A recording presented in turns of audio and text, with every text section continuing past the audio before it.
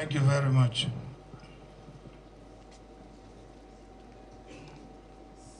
Your Excellencies, former governors,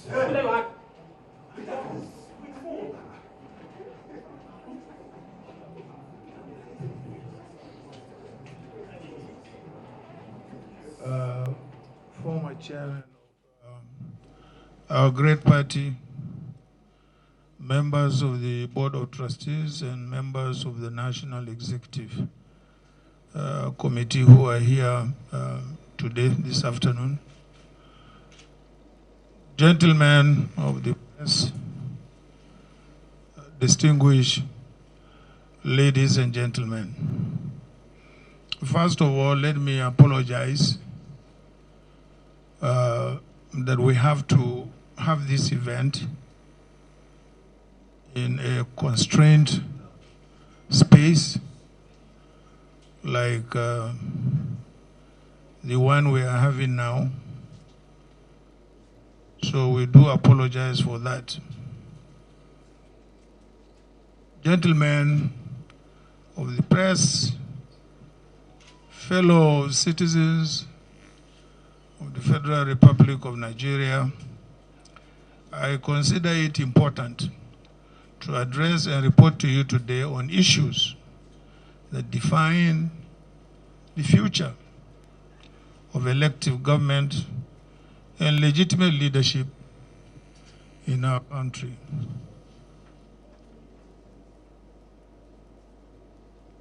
Political leadership and active citizenship matter because there are ways through which we all work together to build a country that works for all who live in it and who will come after us.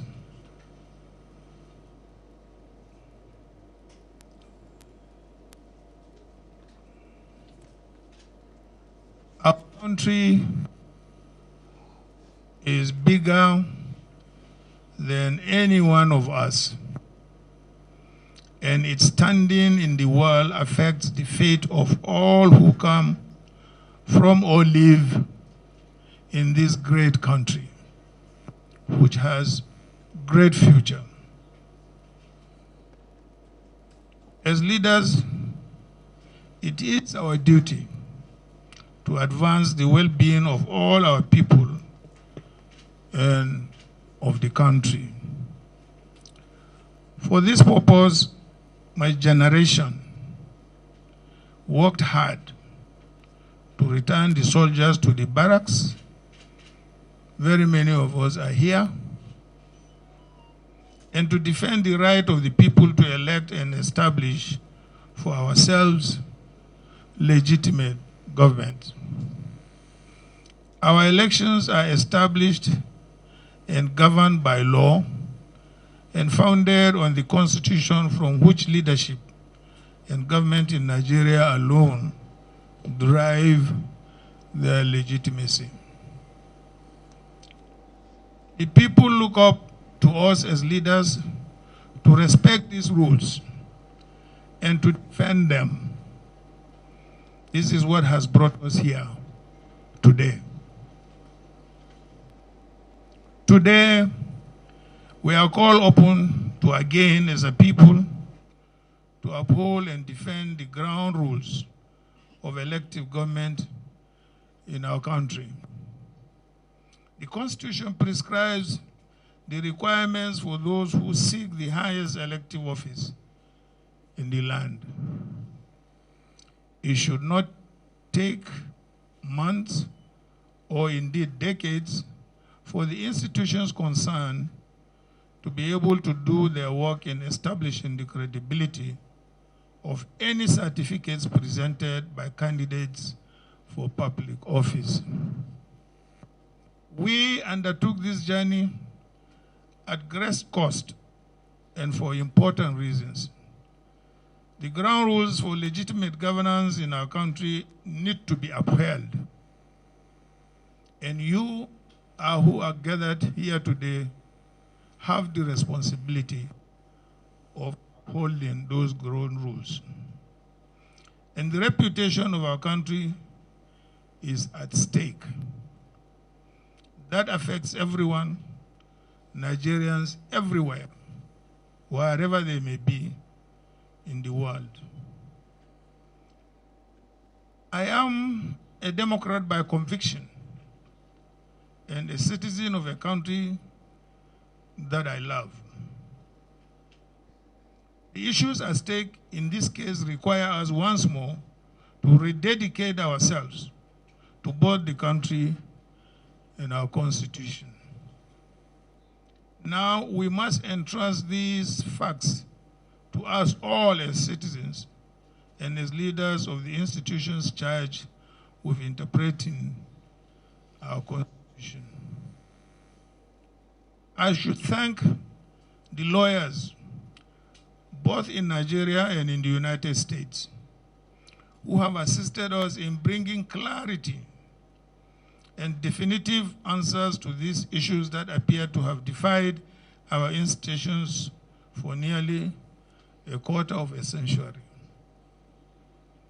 I also want to extend my gratitude to the Nigerian citizens and friends of Nigeria, both within and beyond the shores of our country, for their patience as we have sought to find the facts and establish the truth.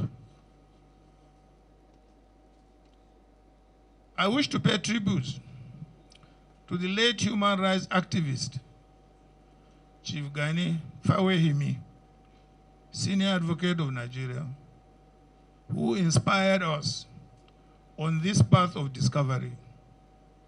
Now he can truly rest in peace in the assurance that what he started about 23 years ago has come to fruition. Gani's vindication today gives credence to the saying that no matter how fast a lie runs, the truth will someday overtake it. Former American President Thomas Jefferson once said, and I quote, "If I had to choose between government without newspapers and newspapers without government, I wouldn't hesitate to choose the latter." From exposing the Watergate scandal and unraveling the dubious certificates of politicians, journalists have maintained eternal vigilance by bridging the gap and stepping in when other arms of government failed. It is for these reasons that commendation must be given to David Hundeyin, an independent journalist whose extraordinary work and those of many more young people like him has become a source of inspiration. Special thanks must be given to the millions of Nigerian youths and citizen journalists too, who continue to put out the truth online even when no one is listening. Indeed, the price of liberty is eternal vigilance. They have put the country first in their firm commitment to unravel the truth and hold leaders accountable.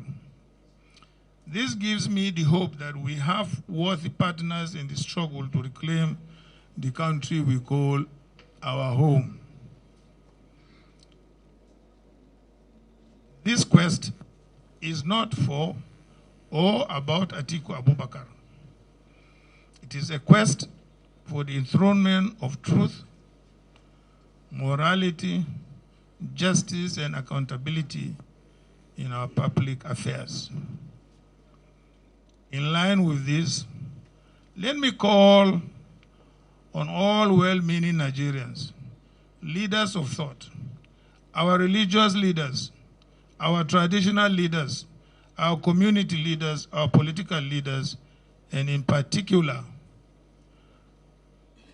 Governor Peter Obi of the Labour Party and Governor Rabi Ukwankwaso of the NNPP, and the leaders of every political party in Nigeria, and indeed every single person who loves this country, as I do, and who wishes nothing but the best for this country as I do, to join me in this campaign to enshrine probity, accountability, and the basic principles of justice, morality, and uprightness in our country and in our government.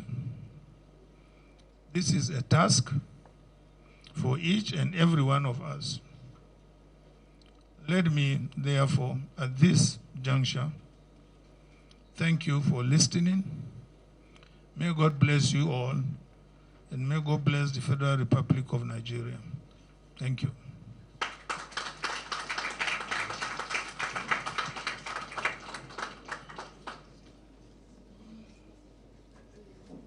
Thank you, Your Excellency,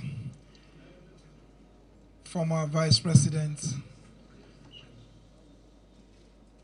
candidate of the People's Democratic Party in the last presidential election, and by the grace of God, the next president of the Federal Republic of Nigeria. Please put your hands together for him once again. Well, we have friends in the house. We have colleagues in the house.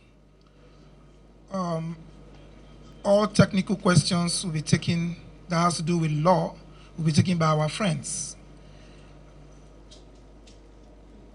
So, yes, Chuksokocha this day.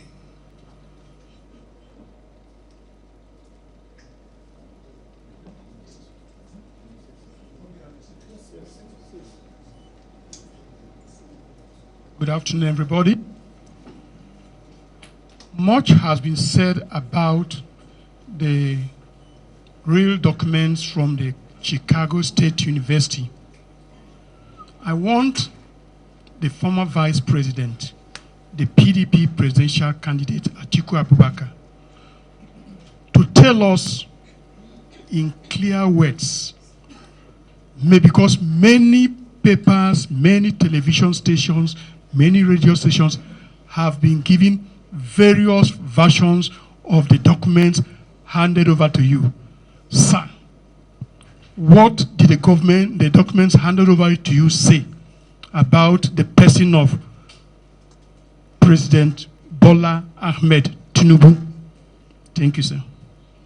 And secondly, sir, of what value will these documents handed over to you will be at the Supreme Court?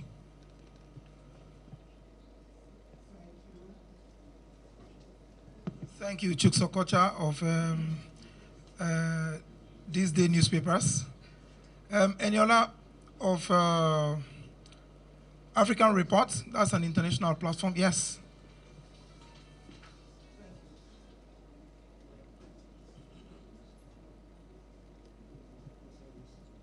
Good afternoon, Your Excellency, colleagues, and everyone here. A spokesman for the president said that what you are doing against the president is a form of betrayal. And they said that in 2007, the president gave you a platform to run with and all that. And now you are, embarrassing him on an international stage. Don't you fear that this bond between you will be permanently broken? Thank you.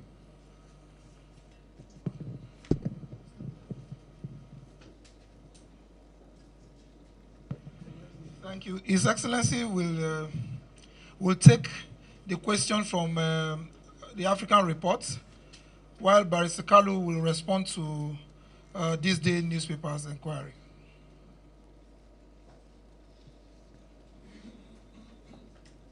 Well, I beg to disagree with Bola Ahmed Tinubu. Yes, it is true, in 2007 we came together to form SYMFONI. And in Lagos, at the convention, I emerged as the winner and got the ticket. After I got the ticket, he sent about 5 or 6 senior party men, some of them are here, I can even name them, but I don't want to embarrass them. And they met me and said to me that Bola wanted to be my running mate. I said, gentlemen, you are all old enough. And apparently, virtually all of you are Christians with the exception of only one person. What would be your reaction to have a Muslim ticket? All of them said, we totally object to it. I said, then why didn't you tell him when he was giving you the message that, look, Mr. Tinubu, the message you are giving us, we don't seem to agree with you. Why are you coming then to me? And that was the end of the political relationship. He broke away, went and supported Umaru Yar'Adua. So, where is the ground for him to say that I betrayed him? But those of you who are old enough will also remember that in 2003, the PDP took over all the southwestern states, with the exception of Lagos. I stood between Obasanjo and himself. I said, no, you can't take over Lagos. Leave it. And he left it. So who is indebted to the other? Is it me or Bola Ahmed Tinubu? But there are other things which I would not want to go into. But I vehemently deny that either I stabbed him at the back or did not do him whatever. Thank you. Until today, our country is not right. Absolutely wrong. We are multi-ethnic and multi-religious. And our government should reflect our diversity and our composition. Thank you very much.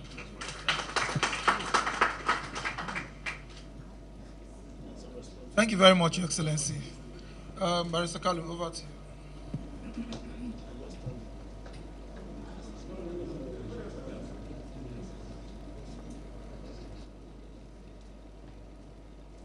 On the certificates issued or released by Chicago State University to the lawyers of Alhaji Atiku Abubakar.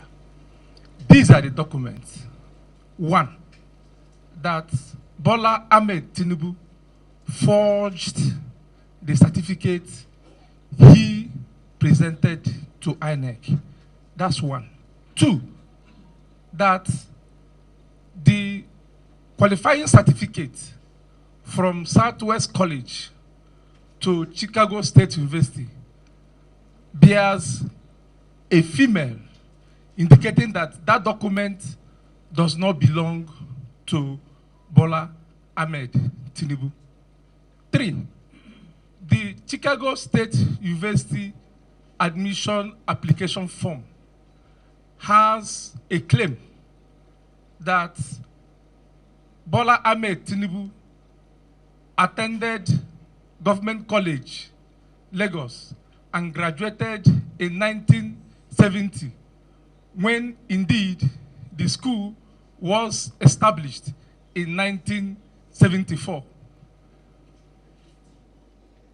The same document has it that the owner of that document is a black American, and the document Bola Ahmed Tinubu submitted to INEC, he denied having dual citizenship, which means it does not belong to him. Then, the same document, oral deposition, says that the Bola A. Tinubu is Ahmed, but the NYSC certificate Bola Ahmed Tinubu submitted to INEC has Adekunle. I don't know where the Adekunle and the Ahmed emerged from. So, on the second arm of your question, of what use will it be in the Supreme Court, it is very, very clear that from decided authorities, the Supreme Court has held that they can accept a party to adduce fresh evidence as long as certain conditions are met. And from what transpired in the proceedings in US courts, that condition has already been met. So, as we speak, our law is very clear that a party at fault cannot be allowed to enjoy the fruit of his illegality. That is our answer to your question. Thank you. My name is Carlo. Carlo.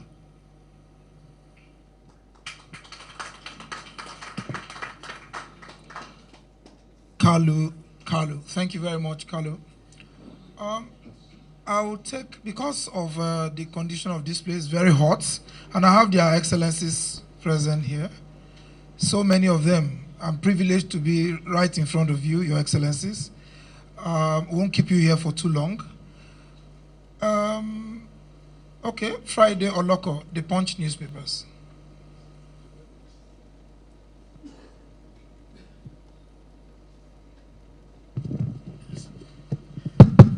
Yes, good afternoon, Your Excellency. My name is Friday Oloko. I work with Punch newspapers. Well, there have been rumors flying around that because of this issue, this alleged certificate forgery, that some persons have reached you by way of trying to intervene, to put pressure on you, purportedly from the president, for you to step down on this matter. If it is true, will you step down on this matter? That's one. Secondly, you are fighting this cause. What is the fate of your business interests?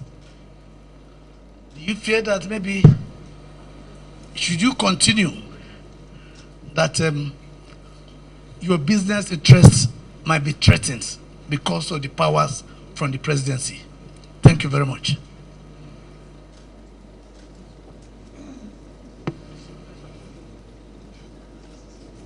Okay, let me start from the business perspective, because it's the latest in the series of questions that you asked.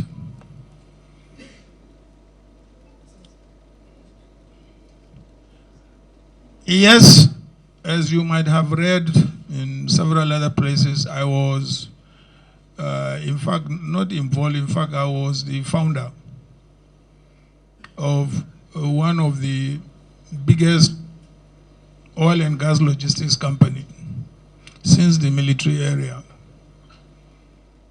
And as soon as Buhari government came, even though we had license, we had got nothing to do with government. We were only contractors in logistics to the oil companies, not government. But as soon as Buhari came, all those contracts were revoked and taken away from us till today. So I'm not doing any government business. Yes, I'm in other businesses, agriculture, manufacturing, and so on and so forth. So that's as far as government business is concerned. So I'm not scared of any business being taken away from me. It has already been taken away from me since the beginning of, was it 1990? Since Buhari's time. They took it and distributed it among themselves. So what was the other question?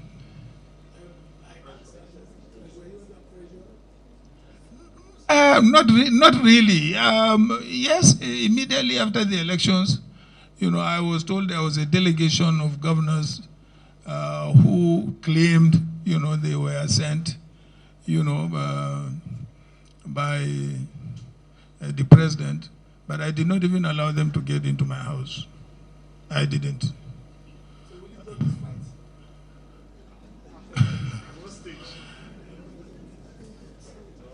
I will only drop the fight when the court rules. If the court rules that I am right, fine. If the court rules that he is right, so that's the end of the fight. Because at the moment we are at the Supreme Court, and there is no any other court than the Supreme Court.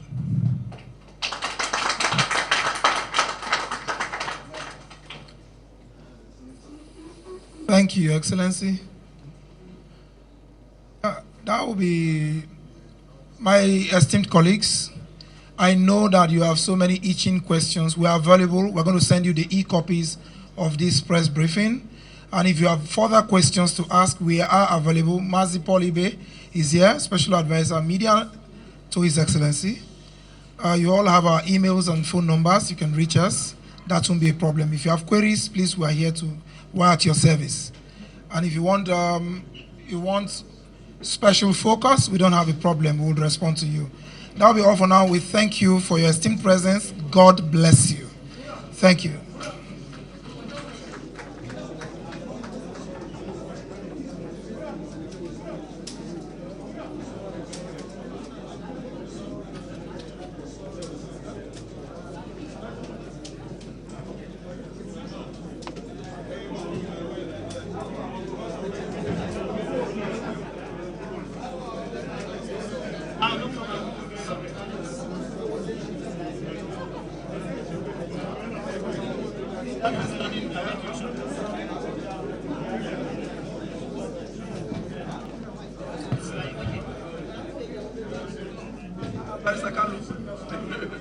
Mr. Kalu, you are taking selfie with my boss.